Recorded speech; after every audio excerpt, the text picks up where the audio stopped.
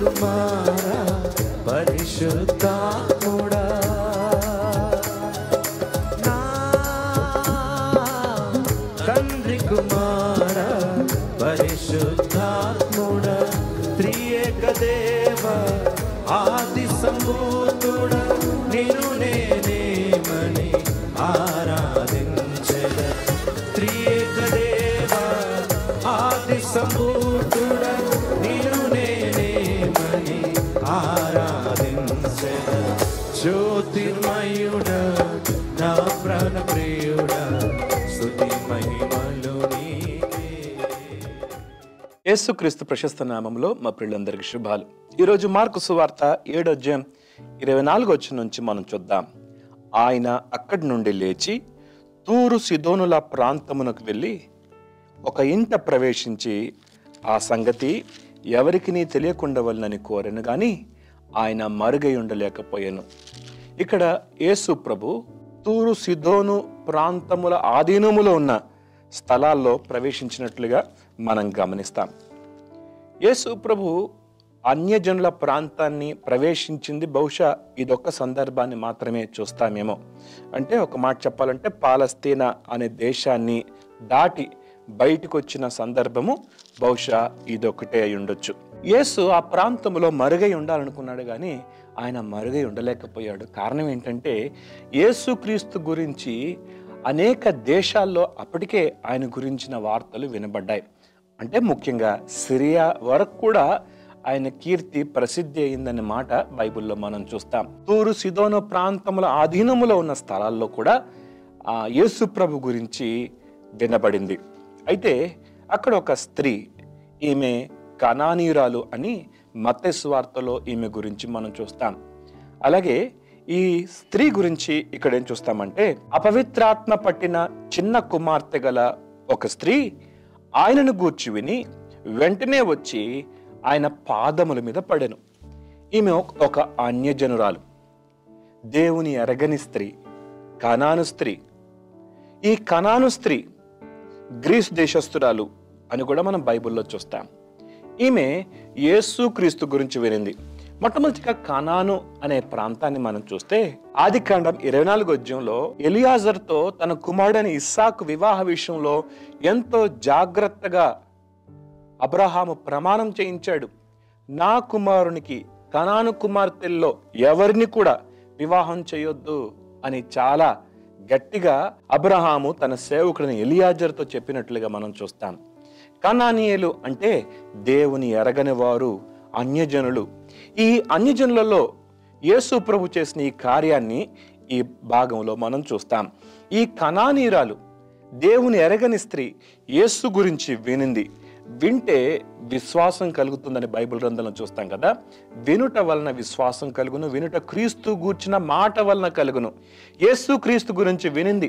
యేసు ప్రభు రోగములను బాగు చేసేవాడు, యేసు ప్రభు దయ్యాలను వెళ్ళగొట్టేవాడు అని గుర్తించింది. కనుక ఆమె విని వెంటనే వచ్చి యేసు ప్రభు ప్రాంతంలో ఉన్నాడని వెంటనే వచ్చింది. కొంతమంది వినేసి ఆగిపోతున్నారు. వినేసి ఆగిపోతే దేవుని జీవాన్ని, దేవుని కార్యాన్ని మనం చూడము. కానీ విన్న తర్వాత ఆయన యొద్దకు రావాలి. బైబిల్ గ్రంథం చెప్తుంది, నా యొద్దకు వచ్చే వారిని నేను ఎంత మాత్రము త్రోసివేయను అని. యేసు ప్రభు ఆయన అందరికీ ప్రభు, ఆయన అందరినీ రక్షించేవాడు. యేసు గురించి విని వెంటనే వచ్చి ఆయన పాదముల మీద పడింది. మాకు వేరే ఆధారం లేదు, నీవే నా బిడ్డని బాగు చేయాలి. తన బిడ్డ గురించి ఈ తల్లి ఎంత తపన పడుతుందో చూడండి. నా కుమార్తె దయ్యము నుండి విడుదల పొందాలి, అపవిత్రాత్మ నుంచి విడుదల పొందాలి. మత్తయి సువార్త 15:21 చూద్దాం. యేసు అక్కడి నుండి బయలుదేరి తూరు సిదోనుల ప్రాంతములకు వెళ్ళగా ఇదిగో ఆ ప్రాంతం నుండి కనాను స్త్రీ ఒకటి వచ్చి, ప్రభువా దావీదు కుమారుడా నన్ను కరుణింపుము, నా కుమార్తె దయ్యము పట్టి బహు బాధపడుచున్నదని కేకలు వేసెను. నా కుమార్తె దయ్యం పట్టి బహు బాధపడుతుంది. ఈ బాధ, తన కుమార్తె బాధను తల్లి వ్యక్తీకరిస్తుంది. అందుకు ఆయన ఒక్క మాట కూడా చెప్పలేదని మత్తయి సువార్తలో మనం చూస్తాం. యేసు ప్రభు మౌనంగా ఉండటానికి ఆయన ఒక గొప్ప విశ్వాసాన్ని, అన్యజనురాల విశ్వాసాన్ని ప్రభు బహిరంగపరచాలనుకున్నాడు. ఆ కారణాన్ని బట్టి యేసు ఆ సందర్భంలో మౌనంగా ఉన్నాడు. అయినా ఈమె ప్రభుని వదలలేదు. బైబిల్లో మత్తయి సువార్తలో చాలా స్పష్టంగా చూస్తాం. అప్పుడు ఆయన శిష్యులు వచ్చి, ఈమె మన వెంబడి వచ్చి కేకలు వేయుచున్నది గనుక ఈమెను పంపివేయమని ఆయనను వేడుకొనగా యేసు ప్రభు మాట్లాడలేదు.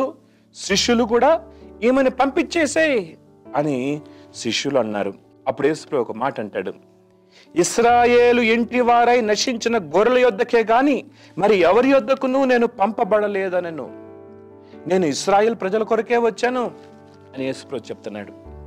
కానీ యేసు ప్రభు సువార్త ఇశ్రాయేల్ ప్రజలకు మాత్రమే కాదు, సువార్త అంతటా. కానీ మొట్టమొదటి సువార్త ఇశ్రాయేలు ప్రజలకు ఇవ్వబడింది.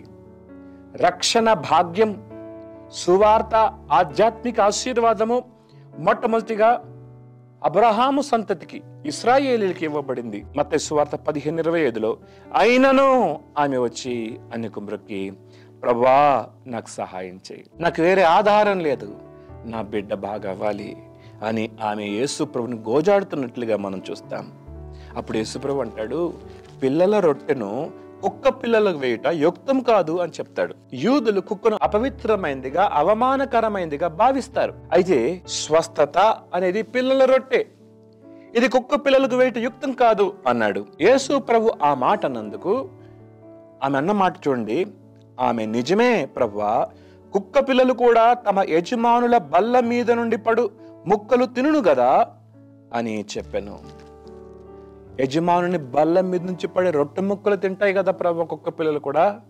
ఇదిగో నేను కుక్క పిల్లని, దయచేసి నా బిడ్డను బాగు చేయి అని యేసు ప్రభుని ఈ అన్యరాలు, కనానీయురాలు ప్రభుని వేడుకుంటున్నట్లుగా మనం చూస్తాం.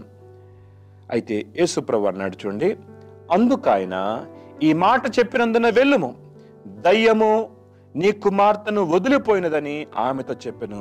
ఆమె ఇంటికి వచ్చి తన కుమార్తె మంచం మీద పండుకొని ఉంటయు, దయ్యము వదిలిపోయి ఉంటయు చూచెను.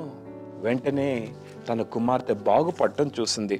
ఇక్కడ యేసు ప్రభు మత్తయి సువార్త 15వ అందుకు యేసు, అమ్మా నీ విశ్వాసము గొప్పది, నీవు కోరినట్లే నీకు అవునుగాక అని ఆమెతో చెప్పాను. అన్యజనులు యూదుల కంటే ఎక్కువ విశ్వాసాన్ని కలిగి ఉన్నట్లుగా మనం చూస్తాం.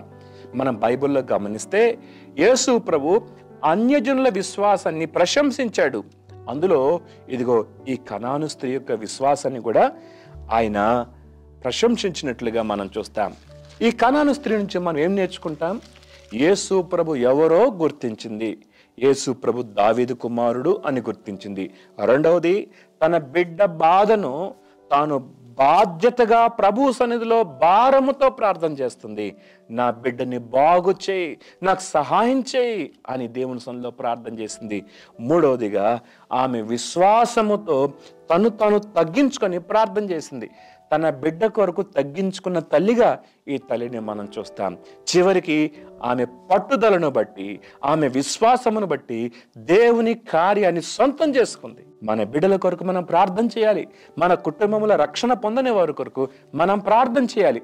భారముతో ప్రార్థన చేస్తే ప్రభు మన ప్రార్థన విని గొప్ప కార్యాలు చేస్తాడు. దేవుడి మాటలు దీవించుగాక. ప్రార్థన చేసుకుందాం. మహోన్నతుడు మా గొప్ప తండ్రి, ఉదయకాలం మీరు మాతో మాట్లాడిన ప్రతి మాటను బట్టి వందనాలు.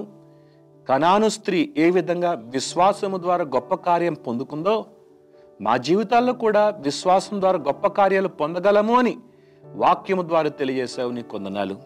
నీ వాక్యము జీవము కలిగింది, నీ వాక్యము సత్యమైంది కనుక నీ వాక్యము అయ్యా వెల్లడి అవుటతోటనే వెలుగు కలిగను అన్న నీ మాటను బట్టి స్తుతులు చెల్లిస్తూ, నీ మాటలో ఉన్న జీవాన్ని అనుభవించుతూ నీకు మహిమను తీసుకొచ్చేవారిగా చేయండి ప్రభు. మా విశ్వాసాన్ని కూడా వృద్ధి చేయమని యేసు నామములో అడుగుతున్నాం తండ్రి, ఆమేన్.